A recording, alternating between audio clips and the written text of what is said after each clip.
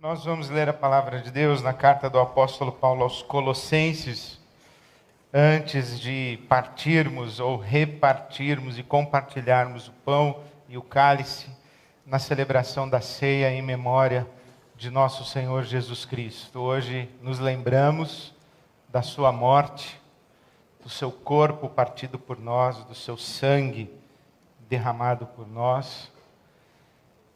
E para nos prepararmos para este momento, eu gostaria de lhe oferecer a palavra de Deus conforme Colossenses, o capítulo 2, carta do apóstolo Paulo aos Colossenses, no capítulo 2. Peço que você mantenha a sua Bíblia aberta enquanto nós estivermos conversando. E se você já achou o capítulo 2 de Colossenses, me acompanhe em oração. Deus nosso Pai, obrigado pela Tua palavra que está diante de nós. Obrigado, Senhor, obrigado, Senhor. Obrigado. E nós te pedimos que pelo Teu Espírito Santo, esta Tua palavra que é viva, faça a diferença em todos e cada um de nós. E nos coloque de joelhos diante de Jesus, Teu Filho, para a glória do Teu nome. Oramos assim. Amém. Colossenses capítulo 2, eu leio a partir do verso 1. Quero que vocês saibam quanto estou lutando por vocês, pelos que estão em Laodiceia e por todos os que ainda não me conhecem pessoalmente. Esforço-me para que eles sejam fortalecidos em seu coração, estejam unidos em amor e alcancem toda a riqueza do pleno entendimento, a fim de conhecerem plenamente o mistério de Deus e saber, ou a saber, Cristo. Nele, Cristo, estão escondidos todos os tesouros da sabedoria e do conhecimento. Eu lhes digo isso para que ninguém os engane com argumentos que só parecem convincentes. Porque, embora esteja fisicamente longe de vocês, em espírito estou presente. E me alegro em ver como estão vivendo em ordem e como está firme a fé que vocês têm em Cristo. Para que alcancem toda a riqueza do pleno entendimento, a fim de conhecerem plenamente o mistério de Deus, a saber, Cristo. Pois em Cristo estão escondidos todos os tesouros da sabedoria e do conhecimento. Amém. Esse texto fala da supremacia de Cristo. Fala que os grandes mistérios que buscavam as religiões e as tradições, tanto de espiritualidade quanto de filosofia, os grandes mistérios estão escondidos em Cristo. E especialmente o mistério a respeito de Deus está escondido em Cristo, ou mais precisamente, está revelado em Cristo, expresso, manifesto em Cristo. Tanto é que Jesus Cristo diz: quem me vê a mim, vê o Pai. Porque eu sou a expressão perfeita do meu Pai. Então esse texto fala disso, de que Jesus é a expressão do mistério de Deus e do mistério a respeito de Deus, o mistério que era procurado e buscado pelas tradições de espiritualidade, pelas escolas filosóficas, inclusive da época, e principalmente as escolas de filosofia da Grécia. Porque o apóstolo Paulo, aqui nessa carta aos Colossenses, está dialogando com as escolas de filosofia do mundo grego de então, especialmente os estoicos, o estoicismo, e os gnósticos, o gnosticismo. E o que é que pensavam os estoicos a respeito de Deus? Eles pensavam o seguinte, que o universo, a que eles davam o nome de cosmos, era inteligente e era animado por uma inteligência que o cosmos era como que um ser vivo. E este ser vivo tinha uma inteligência que o tornava harmônico, perfeito, belo. Essa harmonia, essa perfeição do universo, os gregos estoicos chamavam de teion, e divinizavam essa dimensão perfeita do universo. Então eles diziam que uma inteligência atuava sobre o cosmos e produzia no cosmos uma perfeição bela. Essa perfeição bela eles chamavam de teion. E a inteligência que estava por trás do cosmos, do universo criado, eles chamavam de logos. Então o logos agia no universo, levando o universo, o cosmos, a uma plenitude perfeita, harmônica e bela. E que os gregos, então, os estoicos, se dedicavam a contemplar o universo, contemplar essa harmonia, contemplar essa estrutura perfeita, para perceber nessa inteligência que se manifesta no cosmos, os caminhos do bem viver. Eles queriam saber como vamos ordenar a nossa vida, como vamos nos organizar no mundo, de onde derivamos sabedoria para o bem viver. Os estoicos diziam, do logos,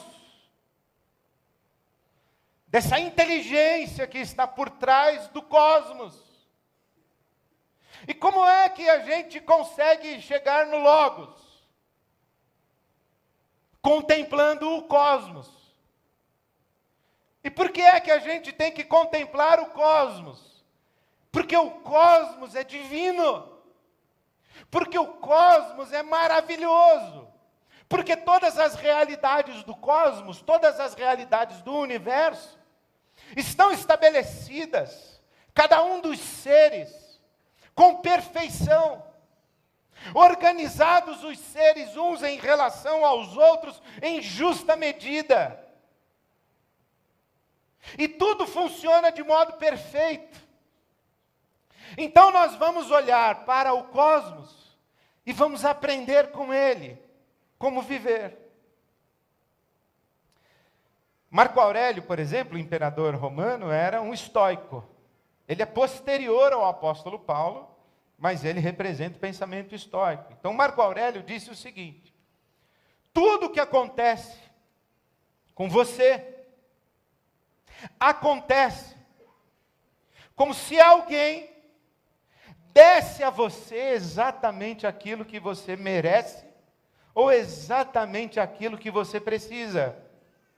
O que ele está dizendo é o seguinte, que cada estrela tem o seu lugar no universo. E assim como cada estrela tem o seu lugar no universo, cada ser vivo tem o seu lugar no universo. Cada estrela tem um caminho no céu. E assim como cada estrela tem um caminho no céu, cada ser vivo tem também a sua trajetória na saga da história. Porque existe uma inteligência agindo por trás de todos os fenômenos, de todos os acontecimentos, de todos os fatos, agindo de tal maneira a preservar a beleza harmônica do todo. De tal maneira que aquilo que acontece com esta árvore, com este rio, com esta formiga, ou com este ser humano, acontece porque tem que acontecer. E por que é que tem que acontecer? Para que o todo continue harmônico, equilibrado, ajustado, em perfeita ordem. Para onde isso leva?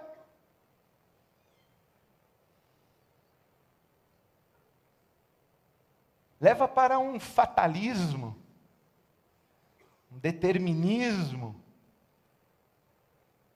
O que tem que ser, será. o que acontece precisava acontecer, ou o que acontece tem que acontecer. Porque o Logos está agindo no cosmos para criar e sustentar a beleza harmônica do todo. Você já ouviu aquela comparação de que Deus é um extraordinário tapeceiro e que Ele vai tecendo os fios de tal maneira a construir uma imagem belíssima. E que para construir essa imagem belíssima, na frente da tapeçaria, na parte de trás, Deus precisa cortar fios, dar nós, puxar uma linha para cá, uma para lá.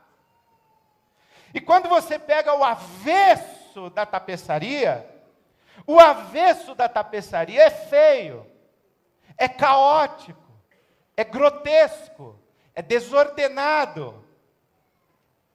Mas se você vê a frente da tapeçaria, é belíssimo, perfeito.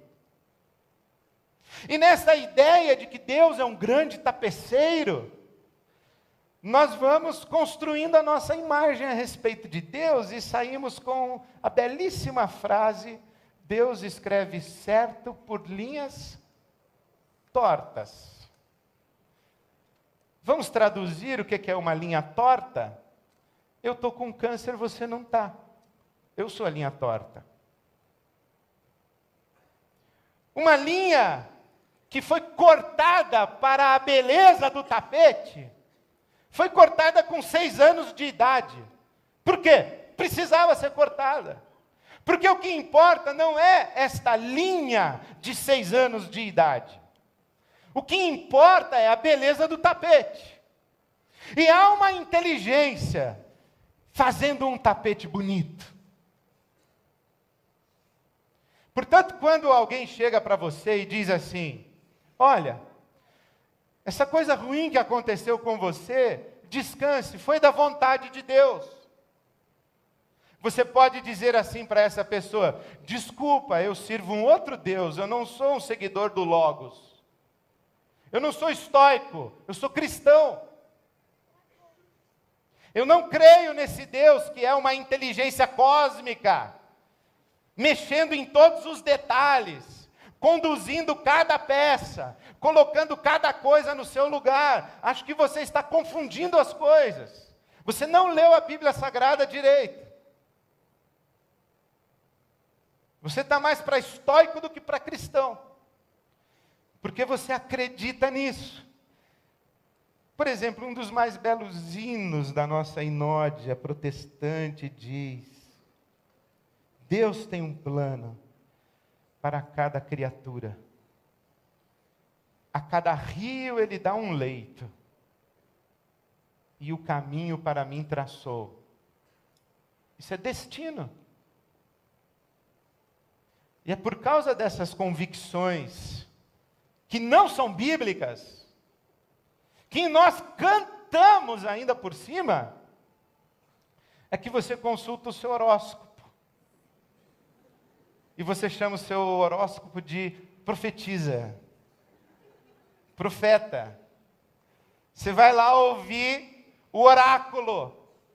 Aí o oráculo, ele é tomado pelo Espírito Santo, incorpora o Espírito Santo e lê o seu destino. Aponta o seu futuro. De onde vem essa ideia? Vem da Bíblia Sagrada? Não vem. Vem da filosofia grega. O que diziam os gnósticos? Os gnósticos acreditavam mais ou menos a mesma coisa que os estoicos. Só que os gnósticos, eles diziam assim: é verdade, tem o Logos tem mistérios, e nós precisamos acessar os mistérios do Logos. Eles chamavam isso de gnose, de conhecimento, acesso ao mistério. Mas eles diziam o seguinte: é que o universo, ele não é confiável para a gente olhar para ele para entender o Logos.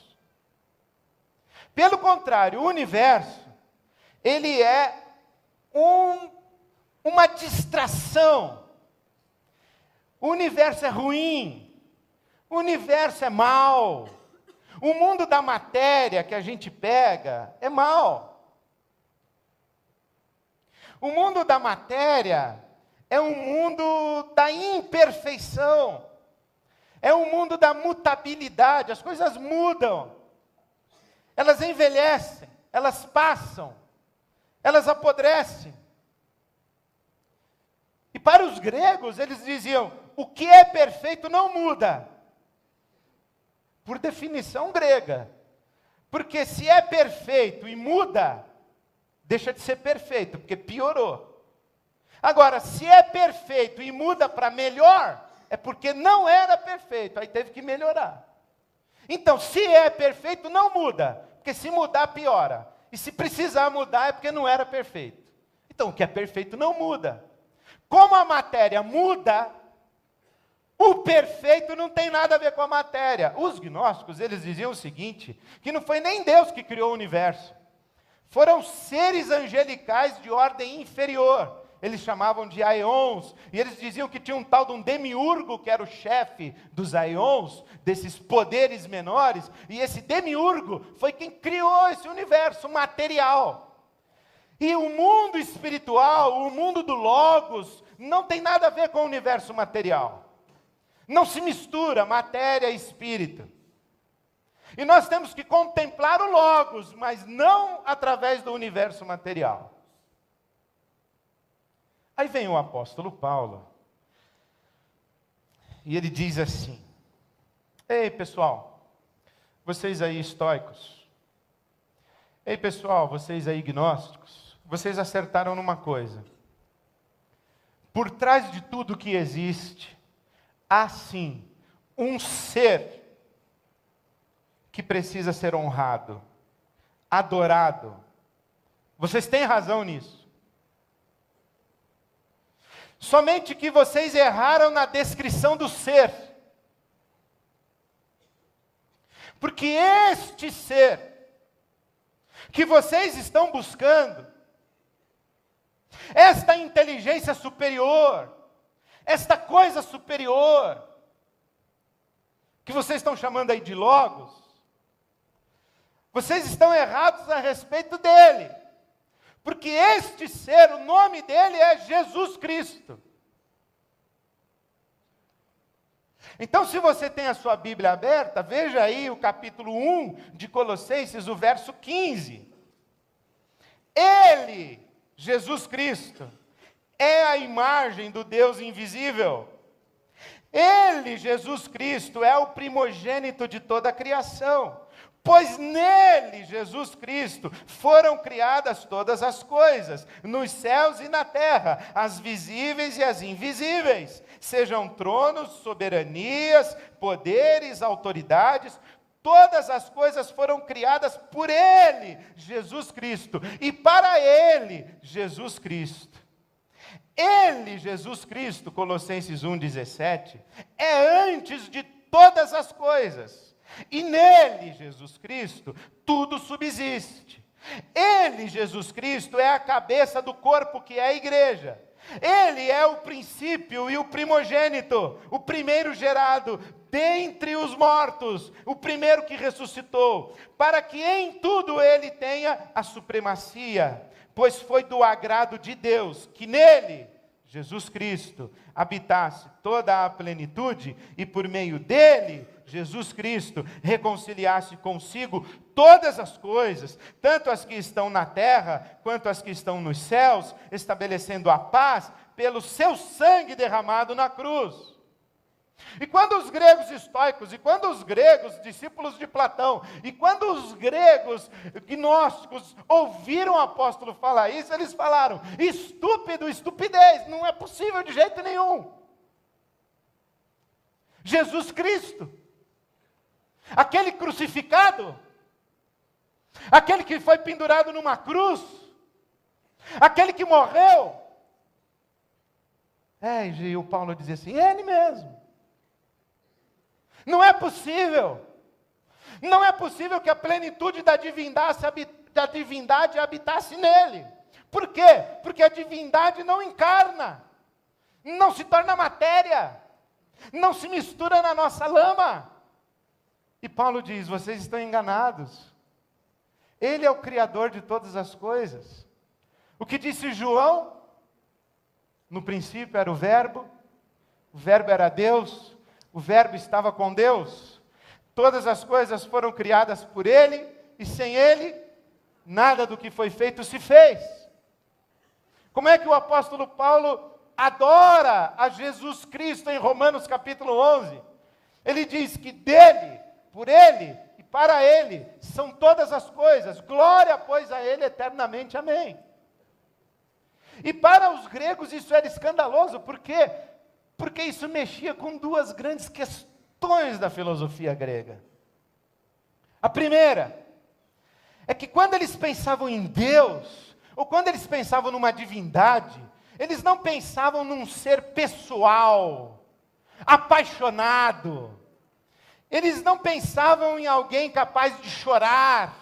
Eles não pensavam em alguém capaz de amar. Eles pensavam numa inteligência fria, que mantinha a ordem do cosmos. Tudo harmônico, tudo justo, tudo perfeito, tudo encaixado, tudo com uma lógica, tudo com uma explicação, tudo absolutamente conectado, cada coisa no seu lugar, cada coisa no seu tempo, tudo que tem que acontecer, acontece. Essa é a grande sabedoria. Não importa quem sofra aqui embaixo, os deuses não estão se importando conosco. Existe essa ordem cósmica. E aí vem alguém e diz assim, não, é Jesus. Jesus, aquele que chorou lá sobre Jerusalém. Jesus, aquele que quis fazer curas em Nazaré e não conseguiu. Vocês ficaram loucos? Como é que Deus pode ser alguma coisa assim? Deus coloca tudo em ordem. Se existe uma divindade, essa divindade coloca tudo em ordem. Se existe uma divindade, esta divindade tem um poder que não pode ser contido. Se existe uma divindade, esta divindade tem controle sobre toda a realidade. Deus morreu.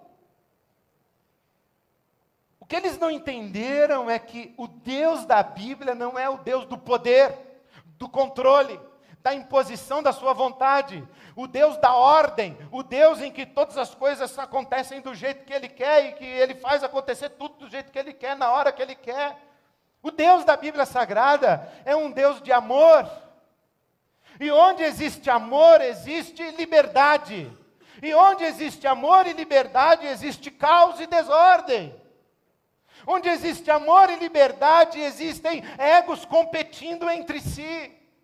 Onde existe um eu, esse eu vai querer fazer a sua vontade, ele não vai se conformar, que ele tem que correr nesse leito, que ele tem que crescer para cá, que ele tem que ser verde, que ele diz assim, eu não me conformo em ser quem eu sou, eu não me conformo em ter a história que tenho, eu não quero isso, eu quero aquilo.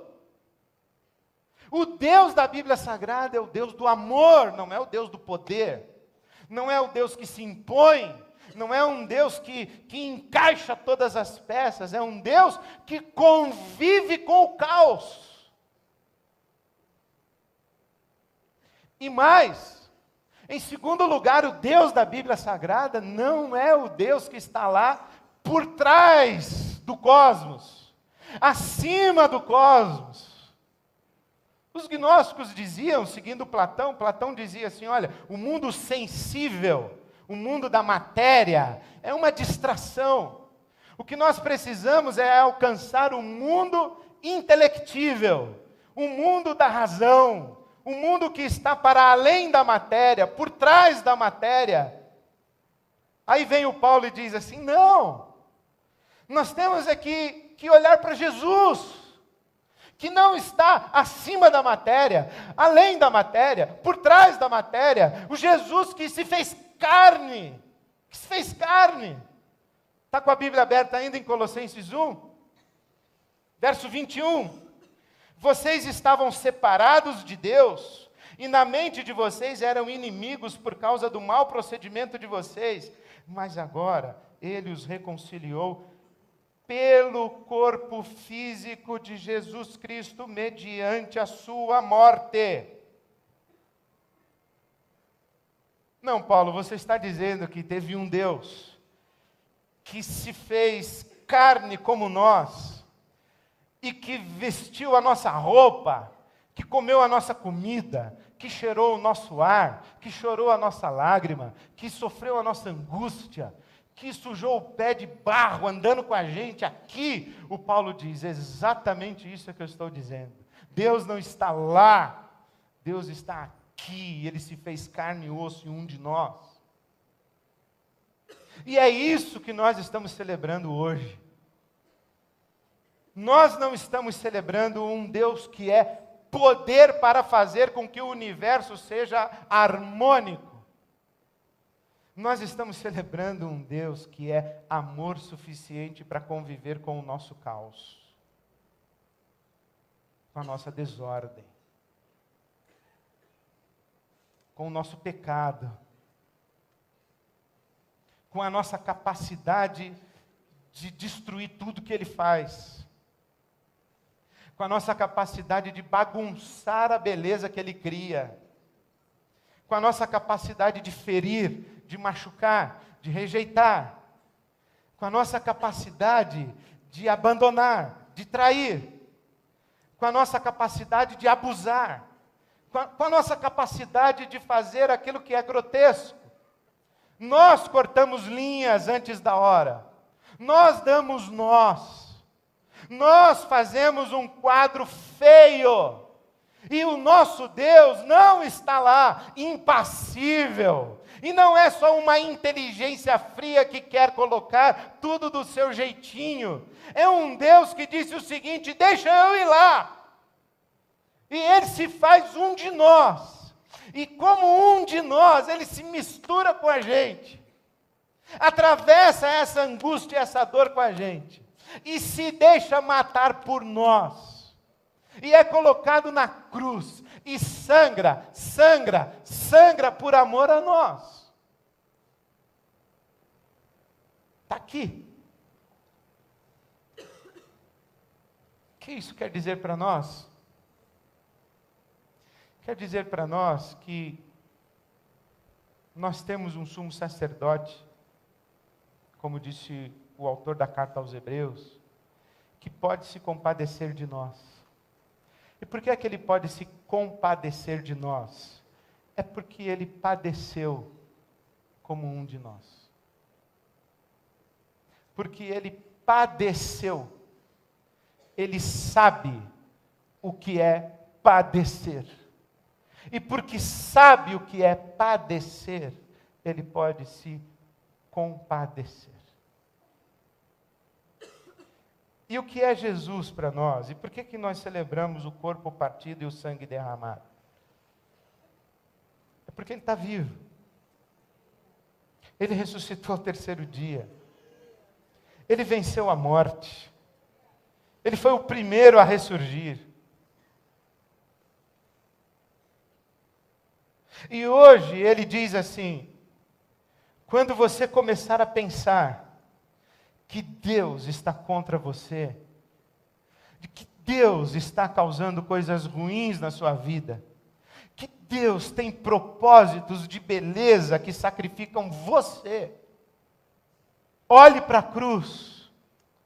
Você está confundindo meu Pai com o Deus dos gregos. Olhe para a cruz. Eu passei por essa estrada que você está passando. Eu passei por esse vale de sombra da morte que você está passando. Mas eu cheguei do outro lado, eu venci. Então me dá aqui a sua mão. Eu vou atravessar esse vale com você. Tenha bom ânimo, eu venci. Eu não sou impassível. Eu não sou distante. Eu não sou alheio. Eu não sou frio. Que extraordinário. Nenhum Deus senão o Deus que se revelou em Jesus Cristo,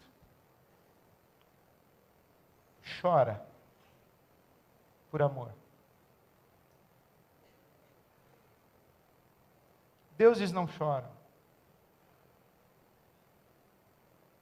mas o nosso Deus chora, e chora conosco, porque Ele não é uma força, uma inteligência, Ele é um de nós.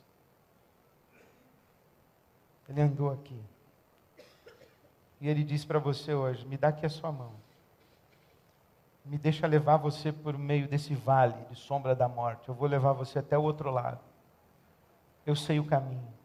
Senhor, mas eu não estou enxergando nada, me dá a sua mão, eu enxergo, eu sou a luz, aquele que anda comigo não anda em trevas, eu sou a luz. Senhor, mas eu tenho falta, me dá a sua mão, eu sou o pão da vida, me dá a sua mão. Senhor, eu não sei que decisão tomar, e eu estou contemplando o cosmos, eu ainda não sei o que eu faço. E Ele diz: me dá a sua mão, eu guio você pelas veredas da justiça. Senhor, eu estou exausto, eu não aguento mais. Ele diz: me dá aqui a sua mão, eu vou segurar você, e eu vou guiar você às águas tranquilas. Eu vou refrigerar, refrescar, restaurar, restabelecer a sua alma. Me dá aqui a sua mão. Já que eu falei de uma canção não muito boa, vamos falar de outra? Eu sei o sentido do Natal, porque em Jesus eu descobri que Deus não vive longe lá no céu, sem se importar comigo, mas agora ao meu lado está, cada dia sinto o seu cuidar, ajudando-me a caminhar, porque tudo Ele é para mim. É Jesus, só Jesus, só Jesus. Ei, gregos contemporâneos, não confundam o Deus e Pai de nosso Senhor Jesus Cristo com a ideia grega de Deus.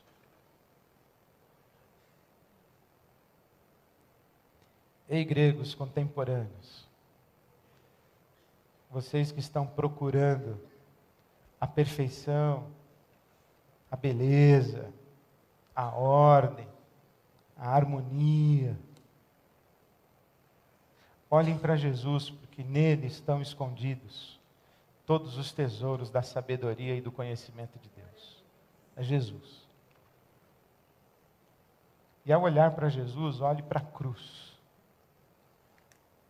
Porque esse quadro que é dantesco, horroroso,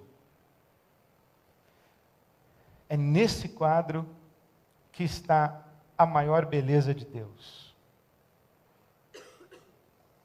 Porque Deus, esse Deus aqui da Bíblia Sagrada, que se mostrou em Jesus de Nazaré, Ele não é o Deus da ordem,